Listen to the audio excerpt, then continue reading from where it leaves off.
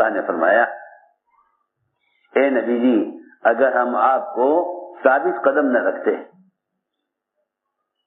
اگر ہم آپ کو توحید پر نہ جماتے، اگر ہم آپ کو توحید پر نہ جماتے تو قریب تھا کہ آپ ہلکے سے ان کی بات کی طرف جھک جاتے۔ اللہ، کہ آپ ہلکے سے ان کی بات کی طرف جھک جاتے، حالانکہ آپ کا جھکنا دل سے نہیں تھا، صرف ظاہری طور پر دکھانے کے لیے۔ اللہ نے فرمایا اگر ہم آپ کو ثابت قدم نہ رکھتے تو قریب تھے کہ آپ ہلکے سے تھوڑے سے ان کی بات کی طرف جھک جاتے۔ اگر آپ ایسا کر لیتے تو ہم آپ کو دگنا عذاب دنیا میں دیتے، دگنا عذاب آخرت میں دیتے، کوئی گنجائش نہیں۔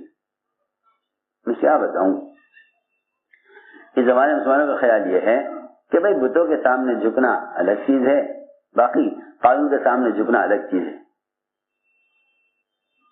حالانکہ اللہ کے حکم کے مقابلے میں، اللہ کے حکم کے مقابلے میں مخلوق کی بات ماننا، اللہ کے حکم کے مقابلے میں مخلوق کی بات ماننا، یہ اللہ کے غیر کو اپنا رب بنانا ہے۔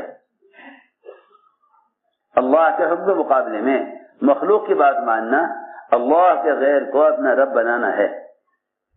حضور اکرم صلی اللہ علیہ وسلم نے عدی بن حاتم سے یہی کہا تھا۔ حضور اکرم نے عدی بن حاتم سے یہی کہا تھا،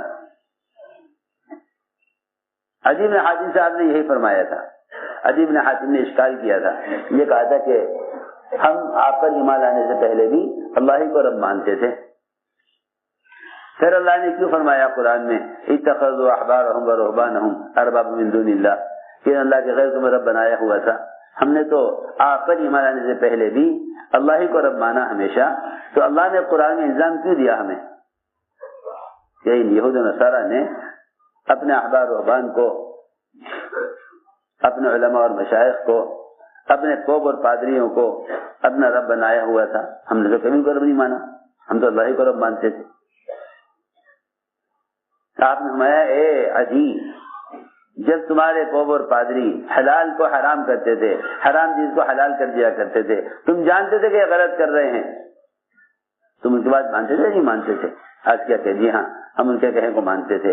فرمایا پھر تو تم نے ان کو اپنا رب اللہ کے سوا بنا لیا تھا۔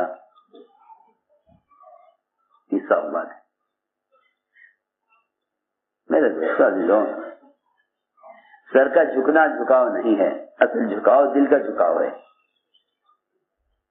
اس زمانے میں مسلمان یہ سمجھتا ہے کہ کفر و شرک صرف یہ ہے کہ ہم اللہ کے غیر کے سامنے سر جھکا دیں۔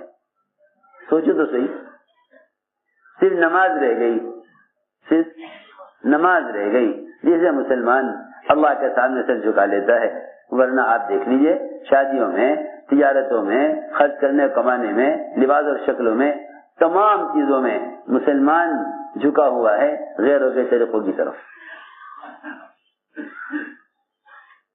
اتباع سنت ضروریات میں بھی، اتباع سنت ضروریات میں بھی اتباع سنت، اس بات اتباع سنت سے ثابت ہوگا کہ آپ کا جھکاؤ اللہ کی طرف ہے یا اللہ کے غیر کی طرف ہے۔ ہماری بات بہت مشکل سے آئے گی سمجھ میں۔ اتباع سنت بھی دیکھا جائے گا کہ آپ کا جھکاؤ کس طرف ہے، اللہ کے رسول کی طرف ہے یا ان کے دشمنوں کی طرف ہے۔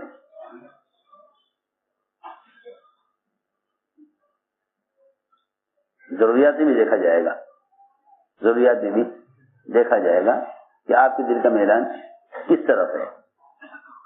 ضروریات میں دیکھا جائے گا کہ آپ کے دل کا میدان کس طرف ہے۔ اگر اتباع سنت پر ہو تو پھر آپ کے دل کا میدان، اس لیے کہ اصل توجیہ دل کی توجیہ ہے، رخ کا صحیح ہونا دل کا رخ کا صحیح ہونا ہے، اصل نیکی دل کے رخ کا صحیح ہونا ہے۔ تو میں نے عرض کیا کہ لوگ دین کے بہت سے احکام کو یہ سوچ کر چھوڑ دیتے ہیں کہ اس کے لیے لڑنا، اس کے لیے کوشش کرنا کیا ضرورت ہے۔ ہمارے کوئی نماز روزے سے تھوڑی کوئی روک رہا ہے ہمیں. حالانکہ انہیں معلوم نہیں کہ جب یہ ایک سنت کو چھوڑ دیں گے باطل کے لیے، ایک سنت کو چھوڑ دیں گے باطل کے لیے، تو انہیں کل فرائض بھی چھوڑنے پڑیں گے باطل کے لیے. اس لیے کہ دین ایک ایسا کامل مکمل نظام ہے، دین ایک ایسا کامل مکمل نظام ہے کہ جب تک سارے اجزاء جمع نہیں ہوں گے اس وقت تک دین پر نصرتیں، اور جب تک سارے اجزاء دین کے جمع نہیں ہوں گے. دین کا معاملہ ایسا نہیں ہے کہ بھئی اگر 20% دین ہے زندگی میں تو 20% کامیابی مل جائے، 10% دین ہے تو 10% کامیابی نہیں. اللہ رب العزت نے کامیابی کا وعدہ پورے دین پر کیا ہے، کامیابی کا وعدہ پورے دین پر کیا ہے. میں عرض کر رہا تھا کہ جنگل کے بادشاہ سے ایک بالش لکڑی کا مطالبہ کیا لوہے نے. بادشاہ نے کہا چلو چھوڑ دو، کوئی حرج نہیں، دے دو، ہمارے پاس بہت ہے، ان کے پاس ہے نہیں. ہر سمجھتے تھے بس وہ لکڑی ملی لوہے کو، اور اس نے اس لکڑی کا قبضہ بنایا، اس کی ہتھی بنائی اور آرے میں لگائی اور سارا لکڑی کا جنگل کاٹ کر ختم کر دیا. یہ سمجھنے کی بات ہے، یہ سمجھنے کی بات ہے.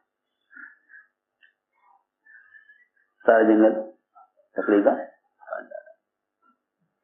کہیں سے؟ آرے سے. یہ آرا کیوں چلا؟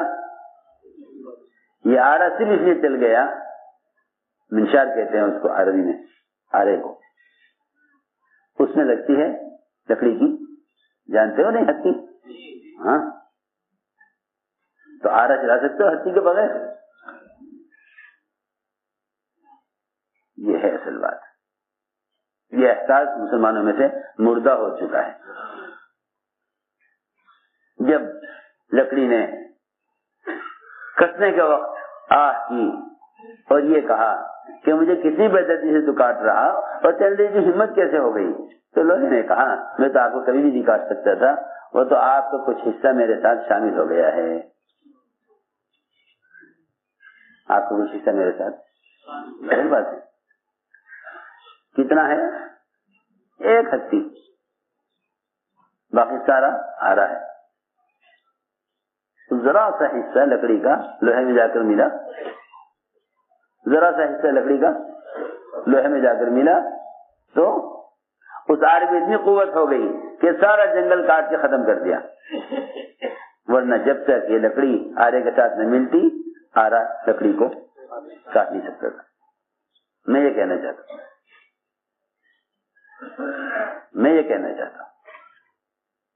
اس زمانے میں مسلمان جتنے چاہے احتجاج کر لے، جتنا چاہے شور مچا لے، کچھ نہیں ہوگا، کچھ نہیں ہوگا. کیونکہ اللہ کی مدد نہیں ہے، اللہ تعالیٰ کی مدد نہیں ہے، اللہ کی مدد نہیں ہے. جتنا چاہے شور مچاؤ کچھ نہیں ہوگا، کیونکہ اللہ کی مدد نہیں. مدد اس لیے نہیں کہ مدد کا ضابطہ ہی چھوڑ کر بیٹھے ہوئے ہیں، مدد کا ضابطہ چھوڑے ہوئے ہیں دو اعتبار سے. ایک تو دین ناقص کہ میں عرض کر چکا کہ وعدہ کمال دین پر ہے. دوسرے دعوت کو چھوڑے ہوئے ہیں جو مدد کی شرط ہے. ان تنصر اللہ، اللہ نے شرط لگائی ہے قرآن میں، اللہ نے قرآن میں شرط لگائی ہے ان تنصر اللہ. اگر تم دعوت اللہ پر ہو تو اللہ تمہاری مدد کریں گے، اور اگر تم دعوت پر نہیں ہو، اگر تم عبادت بھی کرتے ہو تب بھی مدد نہ ہوگی، تب بھی مدد نہ ہوگی. یہ تو پکی بات ہے. تم کمال عبادت کو پہنچ جاؤ، تم کمال عبادت کو پہنچ جاؤ تب بھی مدد نہ ہوگی جب تک دعوت نہیں ہوگی. اس لیے کہ میری بات توجہ سے سننا، عبادت کرنے سے اتمام حجت نہیں ہوتا، اور اتمام حجت کے بغیر نصرت نہیں ہے. عبادت سے اتمام حجت نہیں ہوتا. یعنی میں عرض کرتا ہوں صرف اپنی ذات سے آدمی عمل کرے، انفرادی عبادتیں کرے، یہ ذمہ داری کے ادا ہونے کے لیے کافی نہیں ہے. ذمہ داری کے ادا ہونے کے لیے کافی نہیں ہے. دوسری بات اور سن لو، آج کسی بھی ذریعے سے پیغام پھیلا دیں دین کا، یہ بھی ذمہ داری کے ادا ہونے کے لیے کافی نہیں ہے جب تک آپ دوسروں کو جا کر خود دعوت نہ دیں. جب تک آپ دوسروں کو خود جا کر دعوت نہ دیں. دعوت ایک ایسی ذمہ داری ہے جو خود کیے بغیر ادا نہ ہوگی. دعوت عبادت کی طرح ایسا عمل ہے جو خود ادا کیے بغیر ادا نہ ہوگا. میری بات جا کے سننا بہت. دعوت ایک ایسی ذمہ داری ہے جو خود ادا کیے بغیر ادا نہ ہوگی، جیسے عبادت ایسا عمل ہے جو خود ادا کیے بغیر ادا نہ ہوگا. اگر آپ کی طرف سے کوئی دوسرا نماز پڑھ لے تو نماز ادا نہیں ہوگی. اگر آپ کی طرف سے کوئی دوسرا نماز پڑھ لے تو نماز ادا نہ ہوگی. ایسے ہی عبادت دعوت جب آپ خود دعوت نہ دیں گے ذمہ داری ادا نہ ہوگی. جب ذمہ داری ادا نہیں ہوگی اس وقت تک مدد نہیں آئے گی. پکی بات ہے. قرآن نے اس کو اس طرح بیان کیا کہ جب ایک جماعت نے جا کر ایسی قوم کو دعوت دی جن کی ہلاکت کا اللہ نے فیصلہ کر لیا تھا ان کے فسق و فجور و گناہوں کی وجہ سے، اور اللہ نے انہیں عذاب دینا طے کر لیا تھا، تو یہ جماعت دعوت دینے چلی. لوگوں نے کہا انہیں کیوں دعوت دے رہے ہو جن کو اللہ نے ہلاک کرنے کا ارادہ کر لیا؟ دعوت دینے والوں نے کہا کہ ہمیں امید ہے کہ وہ تقوی پر آ جائیں گے، اور دوسری بات یہ ہے کہ ہم اسے دعوت دینے جا رہے ہیں ان کو تاکہ ہم اللہ کے یہاں اپنی ذمہ داری کو ادا کرنے والے مانے جائیں. یہ دو باتیں قرآن میں ان لوگوں کی طرف سے آئیں جو دعوت دینے کے لیے جا رہے تھے، اور ان کے اگر روکا گیا کہ میاں اس کام سے کوئی فائدہ نہیں ہے، اس لیے کہ اب تو برائی اور منکرات اور غلط ماحول اس درجے پر پہنچ گیا ہے کہ اب ان کی اصلاح ممکن نہیں ہے. میری بات یاد رکھو، داعی کبھی بھی امت کی اصلاح سے مایوس نہیں ہوگا اگرچہ اللہ تعالیٰ نے کسی قوم کی ہلاکت کا فیصلہ کر لیا ہو. اگرچہ اللہ نے کسی قوم کی ہلاکت کا فیصلہ کر لیا ہو، مگر داعی کبھی بھی اللہ تعالیٰ کی رحمت سے اور لوگوں کی تربیت اور ہدایت سے داعی کبھی مایوس نہیں ہوتا. داعی کبھی مایوس نہیں ہوتا کیونکہ اللہ نے قرآن میں یہاں تک بیان کر دیا کہ جو اللہ کے راستے میں اپنی جان و مال کے ساتھ پھریں گے، دعوت دیں گے لوگوں کو، یہ اللہ کی رحمت کے امیدوار رہیں گے. یہ اللہ کی رحمت کے، دیکھو تو صحیح کتنی صاف بات ہے قرآن میں. اسے میں نے عرض کیا کہ اللہ کی غیبی نصرتیں وہ دعوت کے بغیر نہیں ہیں. عبادات پر کرامتیں ظاہر ہو سکتی ہیں، لیکن نصرت نازل نہیں ہو سکتی.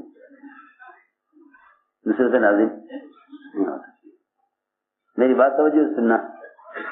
عبادات پر کرامتیں ظاہر ہو سکتی ہیں. عبادات پر کرامتیں ظاہر ہو سکتی ہیں کہ کسی ولی کی کرامت، کسی بزرگ کی کرامت کہ اس کی ضرورت غیر سے پوری ہو جائے. اس زمانے میں لوگ سمجھتے ہیں کہ بس یہی غیبی نصرت ہے، حالانکہ غیبی نصرت اسے کہتے ہیں جس سے سارے مسلمانوں کو فائدہ پہنچے. کرامت فرد کے ساتھ ہوتی ہے اور نصرت امت کے ساتھ ہوتی ہے. آپ دیکھیے صحابہ کرام کے واقعات میں کہ جب نصرتیں آئیں تو نصرت سب کے لیے آئی. خندق میں کھانا 3 آدمیوں کے بقدر یا 2 آدمیوں کے بقدر وہ سارے مدینے نے کھایا. سارے مدینے نے کھایا. یہ نصرت عبادت پر نہیں آئی, یہ نصرت دعوت پر آئی, نصرت دعوت پر آئی. میں نے اس لیے عرض کیا تھا کہ دو موقع ایسے ہیں جس میں اللہ تعالیٰ کی مدد محمد صلی اللہ علیہ وسلم کی طرف اور اللہ تعالیٰ کی توجہ خاص محمد صلی اللہ علیہ وسلم کی طرف سب سے زیادہ ہوتی ہے. دو موقعوں پر, ایک دعوت میں اور عبادت میں. دعوت میں اور عبادت, یہ دو موقع ہیں, یہ دو موقع ہیں اللہ کی طرف سے توجہ خاص کے اپنے بندے کی طرف, ایک دعوت میں دوسرے عبادت میں. الذی یراک حین تقوم وتقلبک فی الساجدین, کہ اللہ تعالیٰ آپ کو دیکھتے ہیں اس وقت جب آپ لوگوں میں کھڑے ہو کر دعوت دیتے ہیں.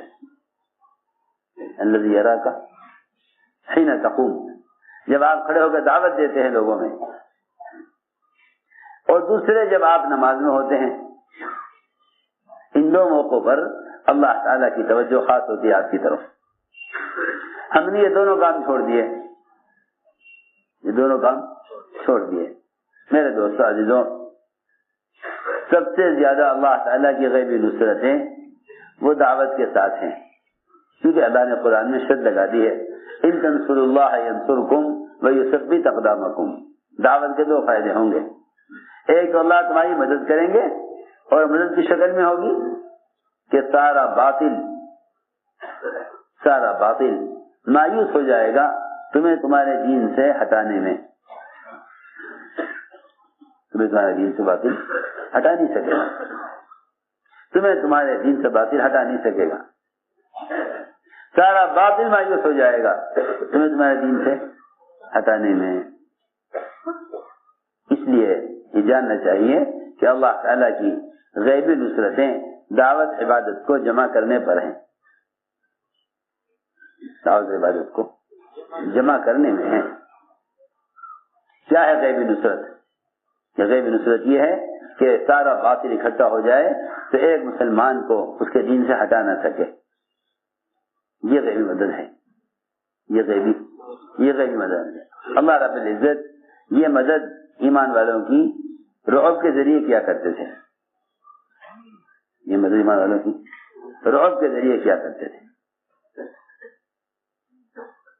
یہ اللہ مدد رعب کے ذریعے کیا کرتے تھے. ربیع بن عامر, انہوں نے بادشاہ سے اس طرح بات کی جیسے کسی غلام سے کی جاتی ہے, جیسے کسی غلام سے کی جاتی ہے. بلکہ صحابہ کرام جو دعوت دینے کے لیے بھیجے گئے بادشاہوں کی طرف, انہوں نے بادشاہ کے سامنے بات رکھی, کھل کر بات رکھی کہ دیکھو اگر تم یہ دین قبول کر لو تو یہ مال اسباب اور یہ ساری بادشاہت یہ سب کچھ تمہارے لیے ہے, اور اگر تم اس دین کو قبول نہیں کرتے تو پھر اللہ تعالیٰ یہ سب چھین کر تم سے ہمیں دینے والے ہیں. اللہ اکبر. بادشاہ نے ربیع بن عامر کی بات کو سن کر اپنے وزراء سے یہ کہا کہ یہ فقیر ہماری زمین پر قبضہ کر چکا ہے. یعنی کتنی بات میں قوت ہوگی کہ ساری بادشاہ سارے وزراء بیٹھے ہوئے ہیں اور ان کے سامنے بادشاہ کے سامنے کہہ رہے ابن عامر رضی اللہ عنہ کہ جس زمین پر تو بیٹھا ہوا ہے, جس پر تیرا تخت رکھا ہوا ہے, اس پر بھی ہمارا قبضہ ہو چکا ہے, ہمارا اس پر قبضہ ہو چکا ہے.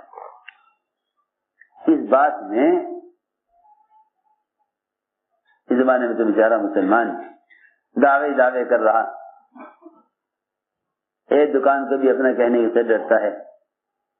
لیکن اس زمانے میں ایک صحابی, وہ بھی کوئی پرانے صحابی نہیں, نئے صحابی ہیں, اسلام اتنا قدیم اسلام نہیں ہے ان کا, اور وہ صاف کہہ رہے بادشاہ سے کہ تمہارے ہاتھ سے تمہاری سلطنت نکل چکی ہے, ہمیں خبر دی گئی ہے اس کی کہ قیصر کسریٰ کے کنگن ہمارے سامنے آئیں گے اور ان کی کنیزیں ہماری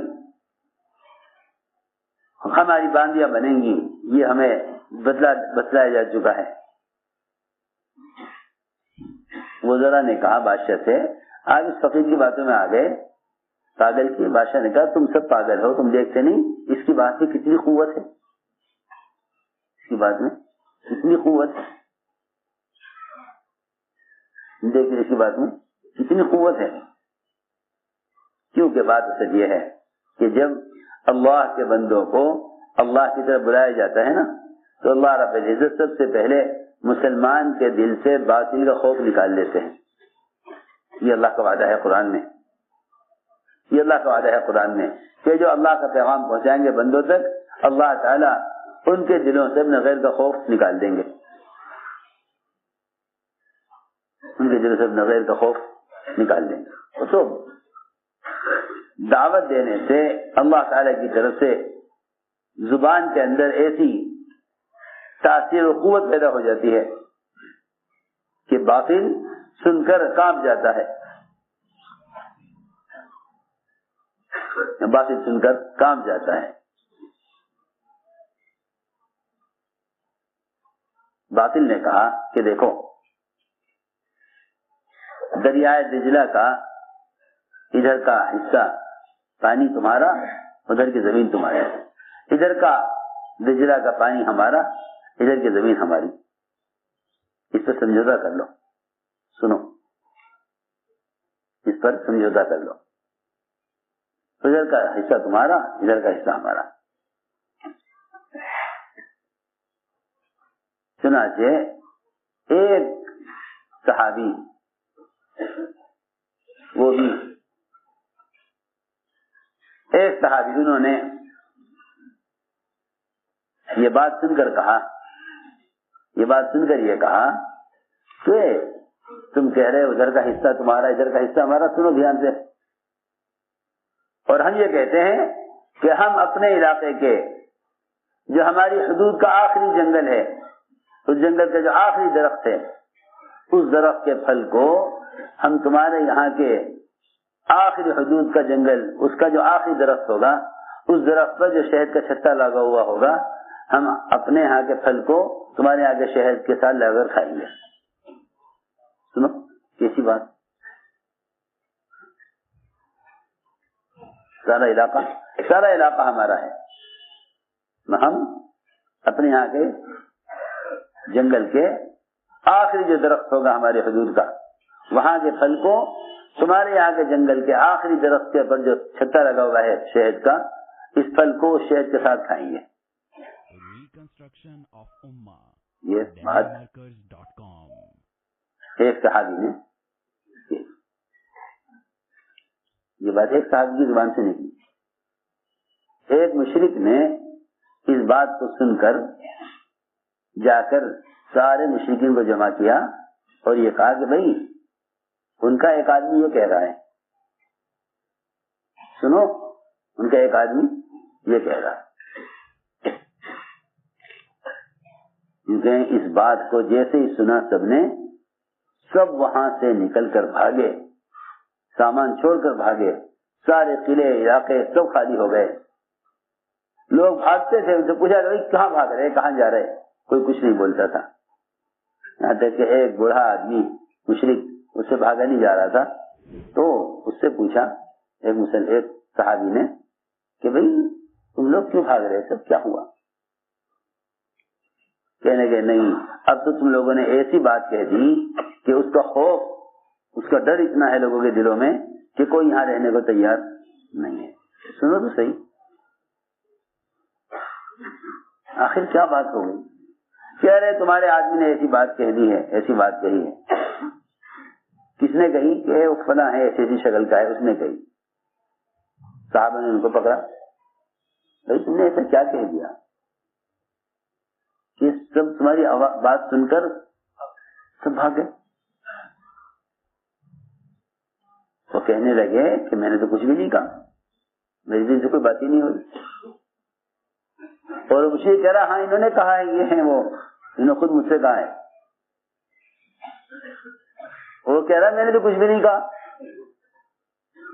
پوچھا ان سے بھی کیا کہا انہوں نے؟ تو انہوں نے ایسا ایسا کہا ہے کہ ہم تو اپنے یہاں کے جنگل کے آخری درخت کے پھل کو تمہارے یہاں کے جنگل کے آخری درخت کے شہد سے لا کر کھائیں گے. روایت میں ہے کہ یہ فرشتہ تھا، یہ ایک